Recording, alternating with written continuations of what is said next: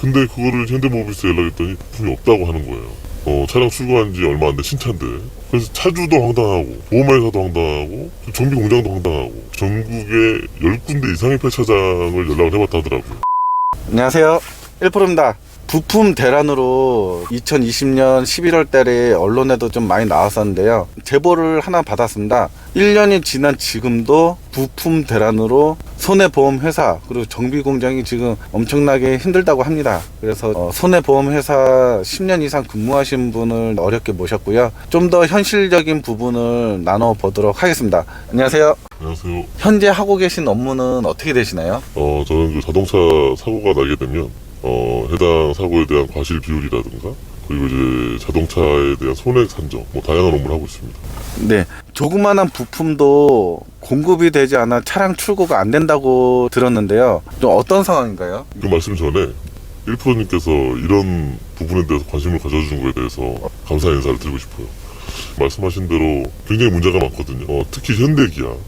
그 중에서도 기아가 이제 부품이 없는 차종들이 엄청 많아요. 부품이 모든 게 없는 게 아니라 몰딩이라든가 가니쉬라든가 최근 같은 경우는 범퍼도 없는 경우도 있고 앞쪽에 들어가는 이제 부수기재 같은 잔자분한 부품들이 없는 경우가 굉장히 많습니다. 범퍼가 없어서도 출고가 안 되나요? 그렇죠. 이제 범퍼 같은 경우 굉장히 쉽게 망가질 수 있는 부분 중에 하나잖아요. 근데 이제 최근에 이제 소렌토 나온 신형 중에 그 이제 후미 취소를 당했는데 뒷범퍼가 깨졌어요. 예를 들어서 이제 뒷범퍼가 이제 튀겼거나 금이 갔거나 그러면 어찌됐든 간에 임시방편으로라도 해서 나갔다가 부품이 들어오면 다시 재입고를 하면 되는데 그 차량 완전 깨져서 범퍼를 구하지 않으면 안 되는 상황이었거든요. 근데 그거를 현대모비스에 연락했더니 부품이 없다고 하는 거예요. 차량 출고한 지 얼마 안 된 신차인데. 그래서 차주도 황당하고 보험회사도 황당하고 정비 공장도 황당하고 이게 사실 다른 부품들이 없는 경우가 이제 흔히 있어서 그래도 이해를 하려고 그랬는데 신차인 소렌토에 대한 뒷 범퍼가 없다는 얘기는 정말 답답한 상황이었죠. 그래서 해결은 하셨나요? 처음에 입고를 하게 되면 정비 공장에서 이제 부품 오다를 다 해요. 주문을 이제 뒷 범퍼가 없다는 사실을 처음에 이제 부품 주문해서 알게 된 거죠. 그래서 그 사실을 이제 차주한테도 알리고 보험회사도 알리고 이런 경우가 많아서 대체적으로 이제 대응을 어떻게 하냐면 1차적으로 이제 현대모비스에 이제 차주가 민원을 넣습니다. 그리고 이제 2차적으로 정비 공장이 또 현대모비스에 민원을 넣고요. 그렇게 하게 되면 어쨌든 간에 가만히 있는 차주보다는 그런 행동을 하게 되면 현대모비스에서 좀 더 우선적으로 챙겨주긴 하거든요. 그런 일들이 최근에는 많다 보니까 관심도가 좀 약해진 것 같긴 해요.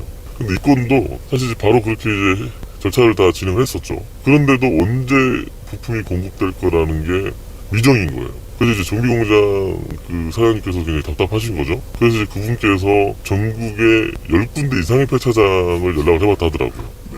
그래서 10군데 이상에서 다행히 한 군데 찾은 거예요. 다행히 그 신차가 폐차된 차가 최근에 있었나 봐요. 뒷범퍼가 멀쩡한. 그래서 이제 차주에게 그 양해를 구했겠죠. 현재 부품이 없고 하는데 이 범퍼라도 장착을 해서 내가 이제 도색을 다시 하게 되면 신차랑 똑같으니 그렇게 출고하는 게 어떻겠냐 해서 다행히 이제 차주분께서 동의를 해주셔서 전혀 이제 차질 없이 출고가 됐었는데 참 그 건을 해결이 만약 안 됐다 생각하면 차주는 정말 답답했을 것 같아요. 그러면 아직도 운행도 못하고 그런 상황이 되었겠네요. 그렇죠. 이게 또 보험회사는 렌트카를 이제 대여를 해줘요. 그 한도가 25일이에요. 근데 최대는 또 160시간이 초과하게 되면 30일까지 해주기도 하는데 웬만해서 25일 안에 다 끝나거든요. 근데 그 건도 아마 25일이 한도였을 거예요. 근데 이제 25일까지는 어쨌든 간에 차량도 많이 손상되고 했기 때문에 보험회사에서 지불 보증을 설 수가 있지만 렌트를 25일까지 해준다는 거죠? 그렇죠. 근데 그거는 이제 어느 정도 손상에 대해서 차량 운행이 불가할 때만 해줘요. 근데 그 건도 아마 해줬겠지만 만약 25일 안에 해결이 안 됐다면 차주는 렌트도 없이 차량도 출고하지 못한 상태가 되었던 거죠. 저도 이제 이 일을 10년 넘게 했는데 25일이 초과돼서 차량을 정비공장에 세워둔 채로 아무 조치도 취하지 못하고 그 부품이 오기만을 기다리는 차주분들이 많아요. 지금도요? 있습니다. 다행히 아까 전에 소렌토처럼 폐차장을 뒤져서 부품을 찾아내게 되면 그래도 어쨌든 해결이 되는 거예요. 근데 현재 그러지 못해서 차량 운행도 불가한 상태이기 때문에 차량을 가져가지 못하고 2달, 3달까지 갖고 있는 경우도 있어요. 지금 제가 부품 대란을 찾아보니까 2020년 11월에 맵스라는 AS 통합 시스템을 도입했다가 2달 만에 폐지를 해서 그 부품 대란이 있다고 하는데요. 사실 그렇게 시스템만 변경을 됐다 그러면은 사실 지금 부품 대란이 없어야 되는데요.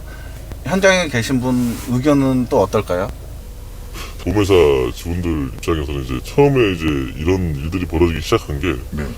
반도체 대란이 전에 있었고 네. 그거 아마 기억하실 거예요. 근데 반도체가 장착되어 있는 향의 부품들이 공급이 안 됐어요. 근데 그건 이제 반도체가 어쨌든 이제 뭐 전 세계가 문제였으니까 이해를 어느 정도 했는데 어느 순간부터 전자제품이 들어가지 않은 부품들이 공급이 안 되기 시작하는 거예요. 예를 들어서 뭐 몰딩, 뭐 가니쉬, 휠, 그리고 백판넬 같은 경우도 있고 참 이해가 안 되죠. 네. 근데 이런 부품들이 이제 점점 범위가 확대되더라고요. 지금 없다고 말씀하셨는데요. 휠이 왜 없을까요? 근데 사실 이건 정확하진 않은데 네. 네. 저도 지금 몇 개 그 부품 업체 사장님들과 얘기를 해봤거든요. 그분들의 얘기는 그래요. 지금 현재 현대기아에다가 휠을 납품하는 생산 업체들이 다 지금 도산을 했고 그 신생 업체가 이제 선정이 되고 그러면 그 업체에서 그 생산 공정을 또 만들어야 되잖아요. 그렇죠. 그게 근데 정상적으로 부품이 공급된 것까지는 한 2년 정도가 또 소요된다더라고요. 그래서 앞으로도 당분간은 지속될 거다. 이거 그러면 그 지금 차주분께서 뿔이 나셨는데 앞으로 더 기다려야 된다는 상황이 받아들이기 좀 힘들 것 같네요. 그 휠이나 뭐 가니쉬나 이런 경우는 어쨌든 운행에 지장이 없는 경우는 외관상에 좀 보기 안 좋을 수 있겠지만 네. 어쨌든 운행은 되잖아요. 근데 이제 중요한 건 운행이 불가한 것들. 그래도 범퍼가 완전 깨지면 사실 운행이 불가하거든요. 다른 차종들 같은 경우는 이제 라이트도 없는 경우도 있고요. 굉장히 다양합니다, 이제는. 어느 한쪽에 집중되어 있지 않고 다양한 부품들이 없는 경우가 많아요. 와, 저 인터뷰하면 할수록 그 답답함이 지금 계속 밀려오는데요. 사실 이제 언론에서 저는 충분히 이슈가 될 거라고 생각했거든요. 왜냐면 지금 현재 지금 제가 담당하고 있는 업무만 이렇고 전국에 수천 건의 사고건들이 터지고 있고 그 중에 분명히 이런 상황들이 엄청 많을 거거든요. 그럼에도 불구하고 언론에서 전혀 이슈가 되지 않는 게 좀 이해가 되지 않아요. 제작사에서 똑바로 공급하지 않아서 발생되는 일들인데 정작 그 행위의 책임을 져야 하는 제작사는 사실 뒷짐지고 있거든요. 어쨌든 간에 차는 잘 팔리고 있나 봐요. 제작사에서 해결하려는 의지가 약하기 때문에 손해보험회사 직원분 전국에 그 정비 현장에 계신 분께서 모든 민원과 불편함을 다 맡고 계시고 있네요. 그렇죠. 이렇게 용기 있게 나와서 인터뷰를 해주셔서 정말 진심으로 감사드리겠습니다. 네. 기회가 된다면요, 손해보험회사 이 직원분하고 정비 현장에 계신 분도 같이 모여서 좀 더 디테일하고 자세한 말씀을 드려보도록 하겠습니다. 지금까지 1%였고요.